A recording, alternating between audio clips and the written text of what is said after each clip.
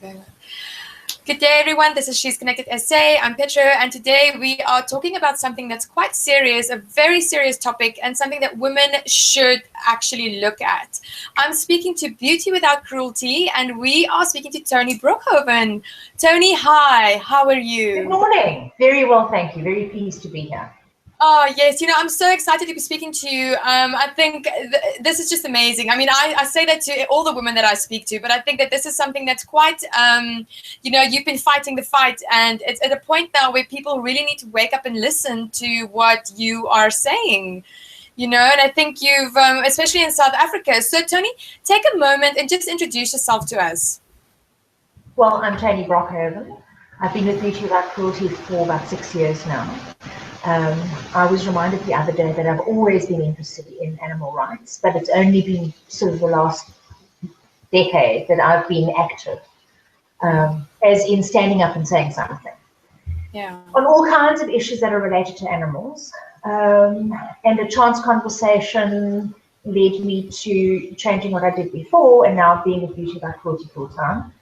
And I'm really lucky because not many people get the opportunity to do what they love, what is meaningful to them, on a daily basis. So that's really wonderful.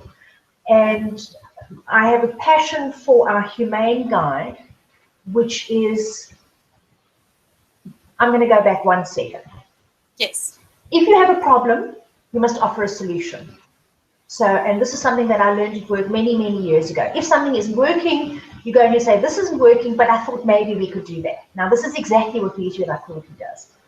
What we have done since 1975 is to attempt to educate the public, show them that animal exploitation in all its guises is completely unacceptable, and to then offer humane or kinder options.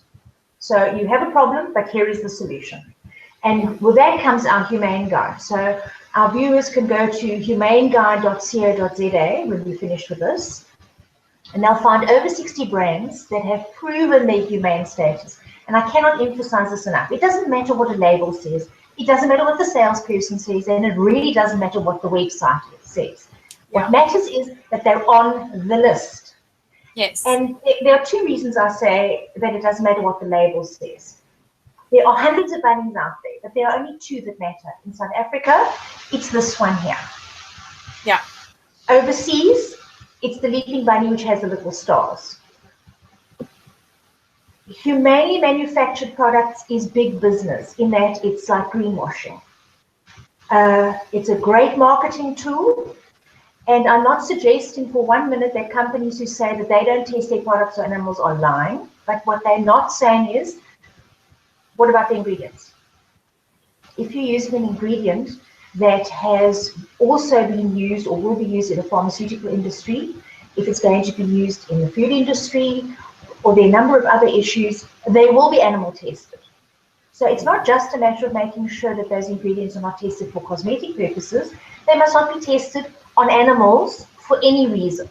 And given that there are over 200 methods of non-animal testing available in various guises, there is absolutely no excuse in this day and age to continue to use animals. We don't need to blind, blister, and poison animals, and it's not just bunnies, make no mistake.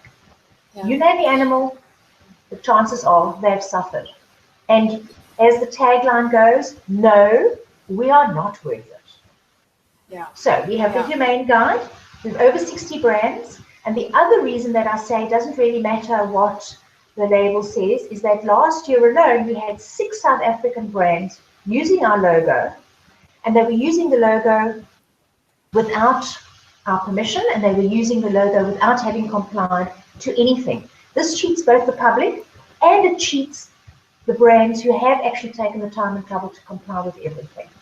Yeah, and that also creates, I'm sorry, Toni, and that also creates damage to your brand. It creates damage to Beauty Without Cruelty, yeah. Absolutely, because, yes, and this is also the reason that we do not charge a single cent ever to consumer or company for being audited, for listing, for the use of our logo once approved and a sign agreement has been signed, because it needs to be transparent, and this is something that has to be easily available to the smallest of companies to the biggest of companies. So we've leveled the playing field, and it also means, because we've heard this, people have said to me, not realizing that I am who I am or who I work with, that, you know, Beauty Without Cruelty wants to charge far too much. And one woman actually told me last year that we want to charge 10,000 Rand per product, and they've got dozens of products in their range. What do I say to that? Yeah, I think that's coming back to our email. When I contacted you, you know, I mean, I'm on this mission to share information with women, and you said that to me, you know, said, you know, like, companies lie, and They that's, can, and they do lie, yes. And they can and they do, and it's all because of profit. Absolutely, absolutely. And here's the thing. Sorry, I'm interrupting you, but one of the things that's important to remember is that companies lie by intention, omission, and diversion.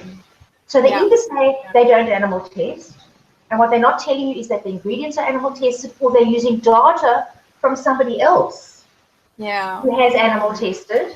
They don't apply a fixed cutoff date. They lie by omission by not telling you these things, or they lie by diversion by saying, oh, but you know, we support these non-animal testing efforts, and that doesn't matter. It's very nice and it's fabulous, and I fully encourage companies to go the non-animal testing route. However, having said that, it doesn't help you doing all of those wonderful things while you are still continuing to be part and parcel of the animal testing fraternity in itself. Yeah. Toni, what are I wrote it down here, what are the regulations and policies on animal testing in South Africa? Because South Africa still allows this, you know. That is obviously why we have all these products available to women that have been tested on animals. And I mean, I took a walk in the mall the other day, and I was reminded how much crap is out there, and how much we are buying, and how we are supporting this inhumane way of making ourselves beautiful, you know. Yes. So what are the regulations and policies? I mean, you've been fighting this fight. You've obviously spoken to, I can only imagine who you've spoken to, but where, is there any change happening? Is there anything happening for change? Well, it's quite interesting. I mean, the team has been fighting animal testing since inception. So, I mean, that goes back 40 plus years. Yeah. We don't have any stats readily available to the public on what animals are used and what testing is done. So as I sit here now, I cannot tell you which laboratories, or if there are any laboratories that do animal testing, because they're not likely to be found in yellow pages or on the internet. It's not something that people advertise. Most of the other testing, as in medical research and pharmaceutical industry research and all the rest of it, is done at universities. And that is a different scenario as well. And this is one of the big things. When it comes to our health, we don't have a choice when it comes to saying, well, I prefer to use a brand that hasn't been tested on animals. We have no choice. They've all been animal tested. And us allowing ourselves to, I mean, yes, obviously we choose the most natural route possible when it comes to our health. But when we don't have a choice, we don't have a choice. And us being ill and or dying is not going to help the animals in any way, shape, or form. Where we do have a choice is using the Humane Guide. And what's really wonderful about that is you can save it to your phone screen, and I can show you here quickly because fantastic. This is what I do. If you go there, you can see the little blue bunny. And if I click on the little blue bunny over there, now it's going to embarrass me and take its time to load. No, that's fine. I love your cover with the little kitty ears. Yeah. And there you can see the guide. All right. So you've always got it on hand. And of course, if you click on the side there, then it'll give you more details of what, where, how, what you can do to assist, and so on. So there's that. And the nice thing about that is it's also available offline. So when you're shopping, and it doesn't matter whether it's for sunscreen or for shampoo or for toilet cleaner or toothpaste, if you're not sure, sometimes the brands who are approved by Beauty Without Cruelty don't carry the logo, and that could be for assorted reasons. One of which is many companies will spend lots of money, a great deal of money, on printing 100 or 200 or 300,000 labels. Now, they're not going to just throw those away so that they can use in their next one they might do. There might not be enough space on the label.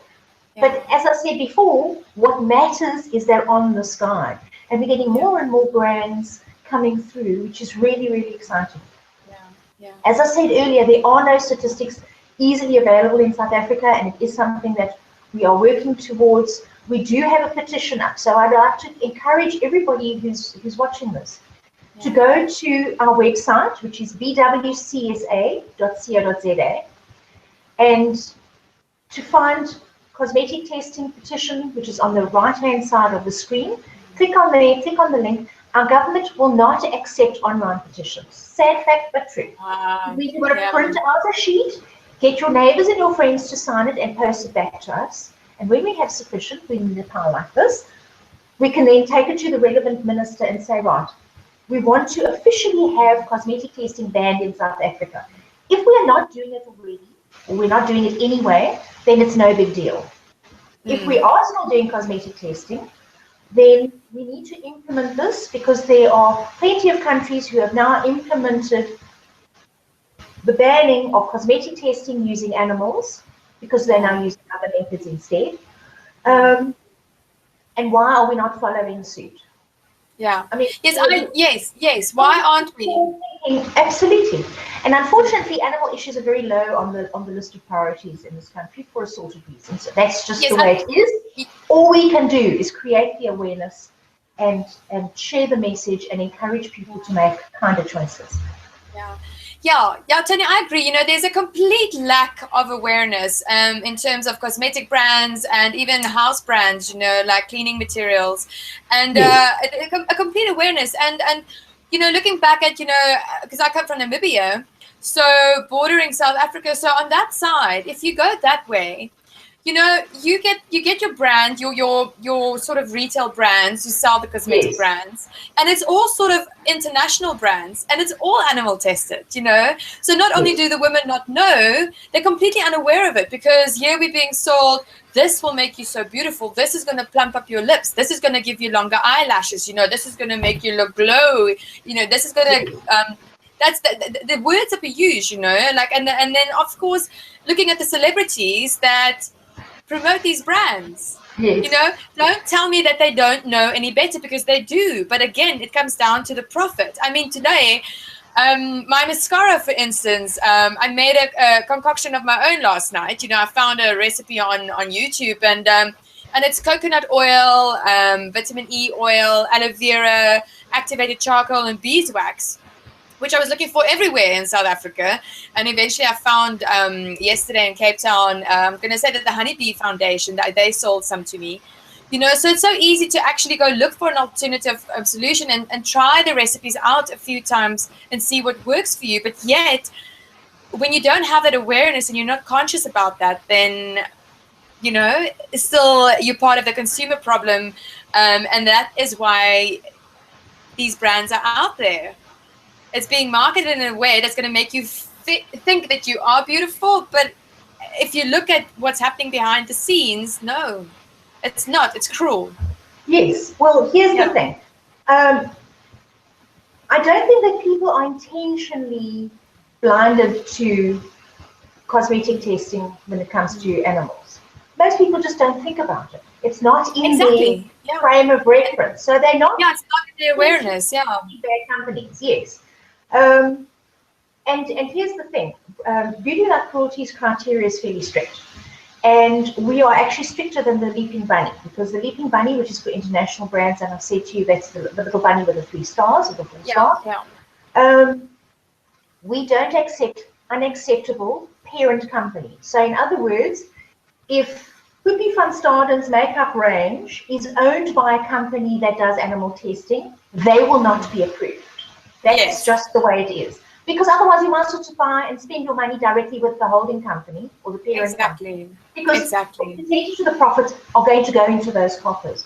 And people say to me, yes, but you know, if that big brand that we all know so well, that keeps telling us we're worth it, has just bought a smaller shop that is known for not having animal tested. Why shouldn't we support the smaller shop?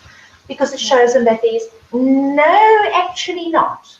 It's also called whitewashing, because what they've done now is they bought a brand that doesn't animal test. They're getting a percentage of the profits, and they're not making any changes towards non-animal testing. In fact, the company of which I speak has made, and it's out there in the public domain, attempts to block any progress when it comes to not using animals. It's a vested interest, like any other business. We spoke about it earlier, because somebody has to supply the animals and the cages and the feed and so on and so forth. So people sometimes say, but if we don't test them on animals, how do we know it's safe? Well, here's a thought. You're going to drip a concentrated amount of solution into a rabbit's eye to see whether it's going to have an effect. Now, we know that when we climb into the shower and we get soap in our eyes water. And the reason that our eyes tear up and water is to actually flush that substance out. But rabbits do not have tear ducts. That's mean. Besides, I mean, there are a lot of other words I could use. Yes. But they don't have tear ducts to flush it out. And you will have a substance that's being applied to one eye, and then the other eye is considered a control. And they will end up having corneal blisters. For what? Especially when there are known, available, inexpensive, and viable alternatives that give you the results that you need, they give you the results faster, and they're not causing pain and suffering, and ultimately death. I mean, rabbits have been known to break their backs because they are kept in stocks to keep them immobile.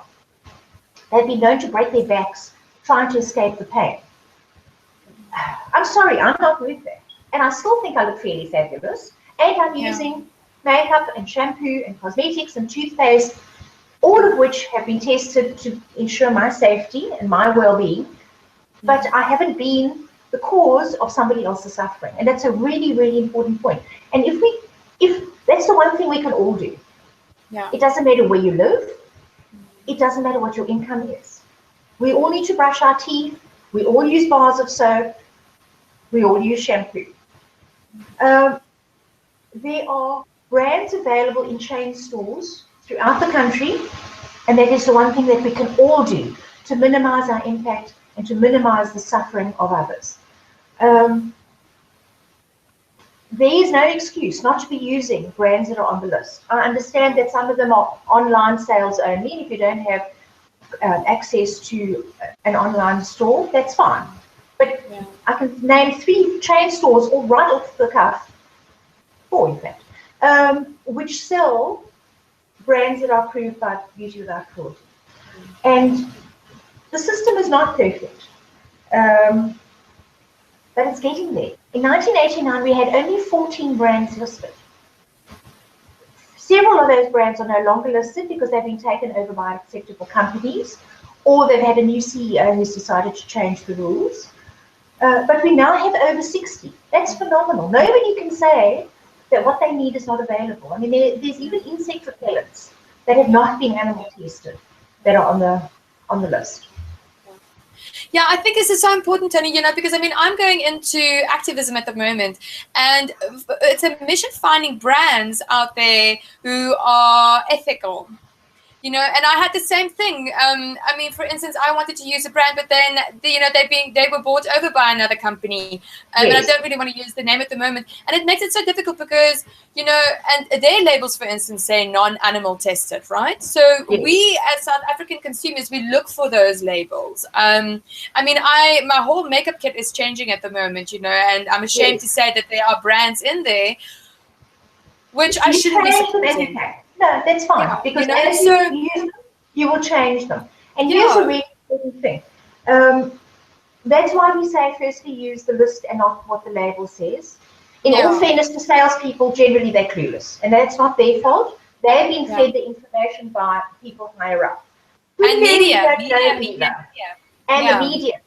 We've had articles where we say companies are not going to provide the average person out there, the average consumer, with the kind of detailed information that we require and demand before we approve them.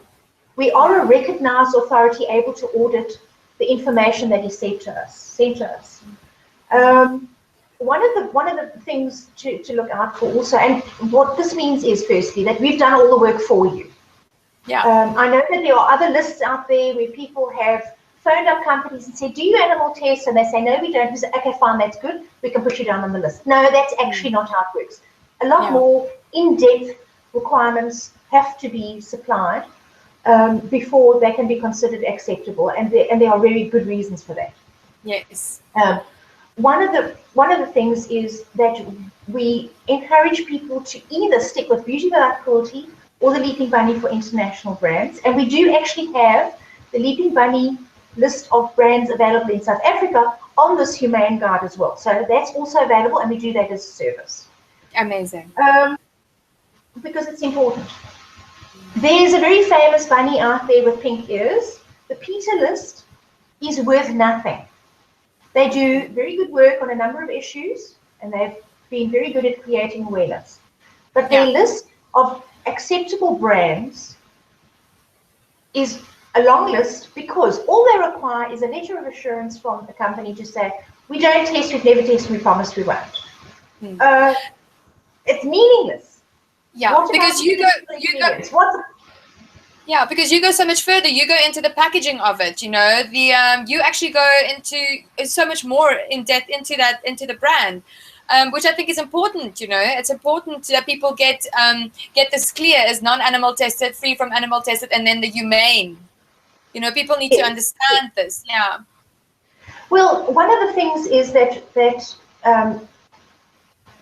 people mean well, and they say, yes, but my favorite brand says they don't test on animals. Well, it doesn't matter what they say. It's what they're willing to prove. And what they're willing to prove is a far cry from the criteria of certain organizations who, and it's not, as I say, I'm not taking anything away from them. Yeah. Companies and organizations may do amazing work in other areas. This is not their strong point. And I would rather have a shorter list of brands that I know have been thoroughly vetted than a long list that's a bit iffy.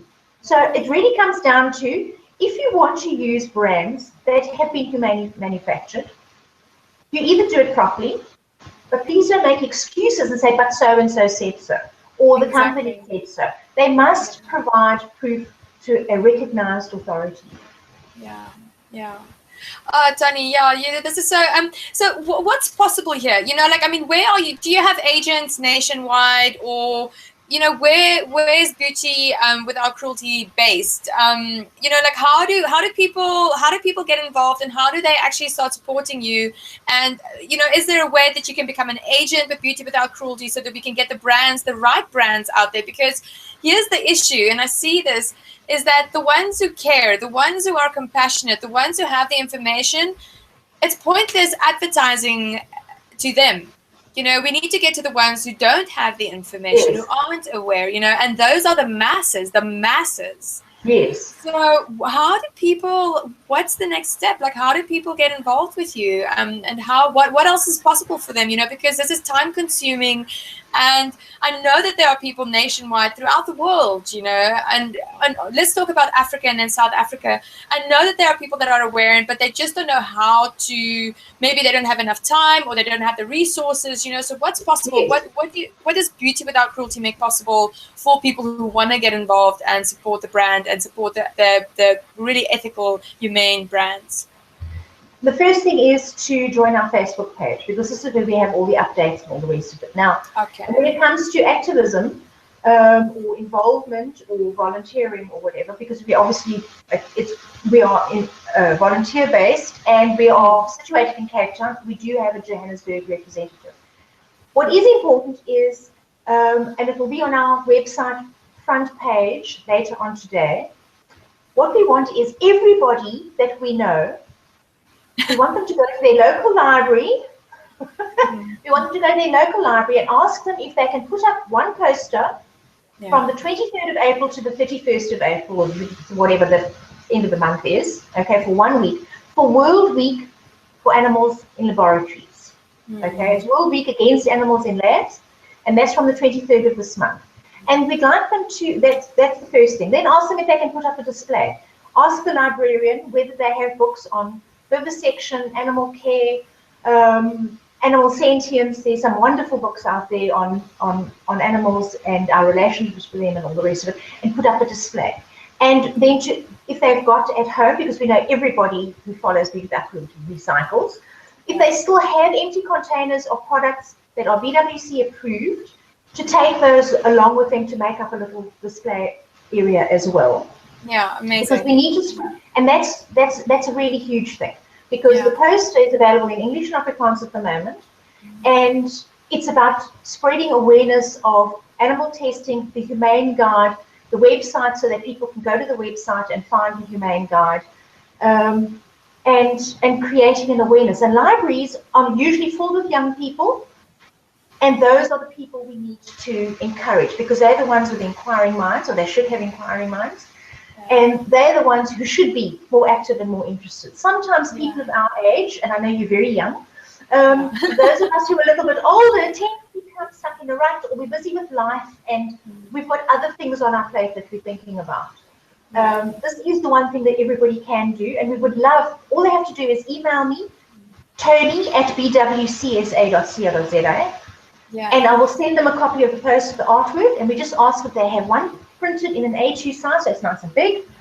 It's clearly legible, it's got all the information that is required, and get it to their library. And then we want them to take a photo of themselves, the librarian, and their poster up in place, so we can see how big we can spread this. And we want this to be a national campaign.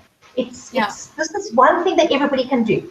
We can all afford to go and have one poster printed and go to your local library, and not assume that your neighbor down the road is going to do it, because that's what we tend to do. Somebody else will look after the situation. No. But that's the thing. That's the thing, because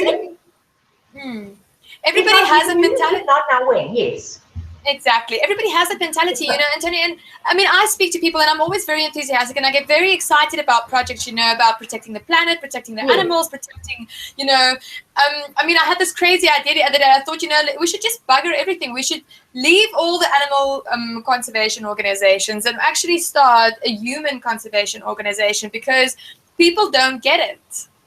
It's almost like we as a human species don't get it, that whatever we're doing out there is directly influencing us, and we are going to be the ones paying for it. So again, it's that lack of awareness and lack of compassion. Toni, do you think, because there's because let's face it, in South Africa, a lot of people eat meat, chicken, meat, fish, wild meat.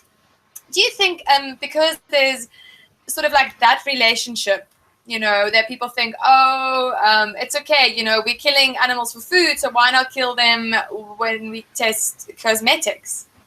Actually, that's a very good question, and a very interesting question, because many of the Without Cruelty followers do eat meat, and they do weigh animals in some fashion or form, not further. And they are dead against animal testing. So yes, that's an interesting question, and it's not entirely true, but we definitely have a disconnect, because we have farm animals, we have domestic animals, we have wildlife, and we focus on them, and we think of them, and our relationship to them is very, very different. One of the things that we're also, obviously we're dead against all exploitation, but I mean, currently we have a circus in town which uses animals. We maintain that it doesn't matter that they were looked after, that they're safe, that they're fed.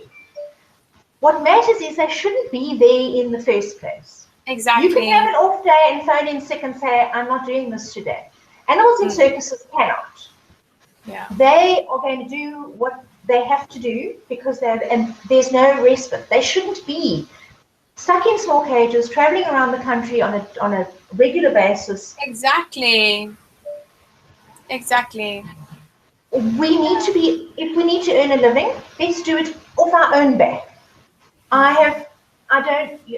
If you want to gamble on the races, go down to the local sports field and put your money down on people who are racing.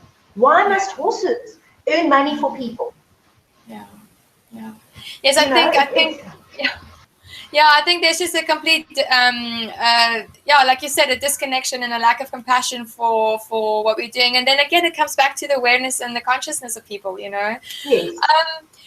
Toni, so talk before we, I don't know, you know, so looking at South Africa, the further up you go to the smaller towns, you know, that the further you get away from products who are humane or who are non-animal tested, and then you really only have the international brands available. Yes. You know, so what are we doing to reach people on that side?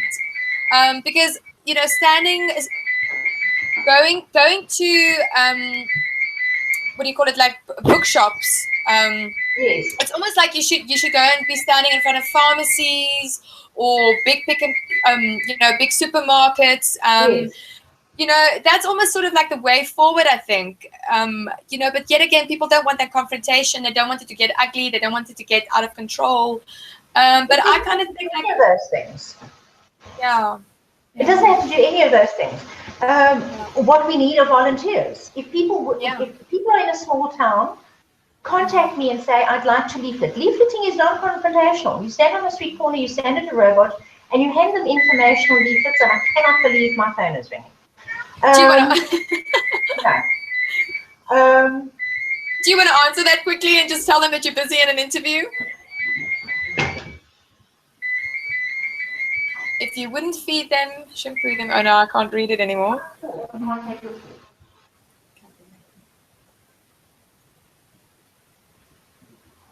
I do apologize for that. No, that's fine. We actually had a nice little read through your back poster. So yes, I think that is the way forward. And you know, getting to schools, getting to people in schools, getting to the youngsters, because you know, the younger they are, I kind of think that that's where the magic is. You know, the younger you get to people, the more sort of promising the outcome is. Toni. Yes. Okay. So reaching out to people, building national campaigns. Are the radio stations helping you? What media is getting involved? We actually have an ad campaign on Magic 828 AM, which just by the way is my current favorite station because they play my era music. So we have a 6-month campaign on with them at the moment. We use a fair bit of social media in all its forms. I still need to get into remembering to tweet on a regular basis. So, you know, that might only be once or twice a week. And we're involved in a number of areas. We do education at schools, but that's only by invitation. So, in fact, later this morning, I'm going off to a school to do a presentation on what we do, what they can do, how they can make the world a better place. Because also what we tend to forget is animal rights and human rights are interlinked. Okay? The man who ultimately beats his wife has probably started with the family cat or dog, and then the children, and then progresses. So they're very much interlinked. It's also important that we recognize and understand that when we are using products that are humanely manufactured, we're also being more green. Think about this. If there are hundreds and thousands of animals who are poisoned, what happens to those bodies? If they are buried, they're poisoning the ground. If they are cremated, they're poisoning the atmosphere. So I mean, just if you're in any way conservation inclined, green inclined, save the planet inclined, then you should be using the guide anyway. You know, there are no reasons not to. But it also ends up then you might do it for this reason, but there end up being other reasons that are of benefit to something, someone, somehow. I said to my partner the other day, it's almost like people think that, you know, there's a magic door that opens up and there we get the water from, and the water comes to earth, and then after we've done with it and we've completely ruined it, then there's a magic door that opens up and off the water goes off the planet. You know, people don't think that it circulates. You know, everything that we do circulates. If you take medication, that goes into the water and into the soil. Same with the animals. Same with, there's so much happening on this planet. And if I can be an invitation to people to really, you know, if you feel very strongly about this, get into contact with organizations, find out how you can assist, find out what you can be in this world, and how you can contribute to raise the awareness and raise the consciousness of people and really, really help those. Because, I mean, I look at people like you, Toni, and people that start conservation organizations, and you're like superheroes to me. You know, like, this is the thing. It's becoming like a superhero on earth, because that's currently what is required, is for people to almost have like this, you know, let me look at this person and what they're doing, and let me see how I can do that. So I would definitely start. Yeah. It can start in small ways. If we stop littering, if we all just take care of the 1 square meter around us and we don't litter, we clean up after ourselves. Like we were taught when we were children, you clean up after yourselves, you pick up after yourselves.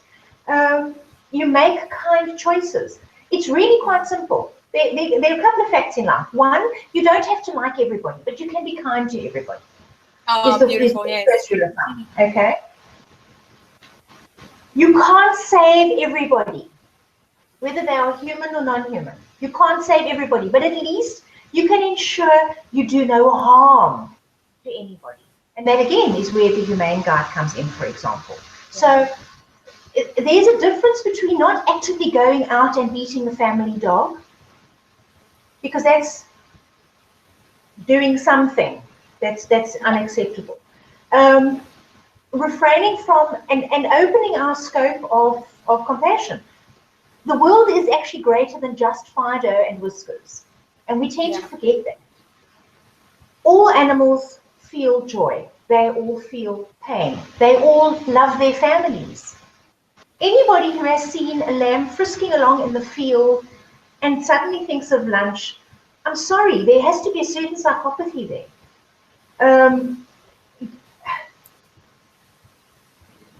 Yes. I'm just going to say yes. Yes.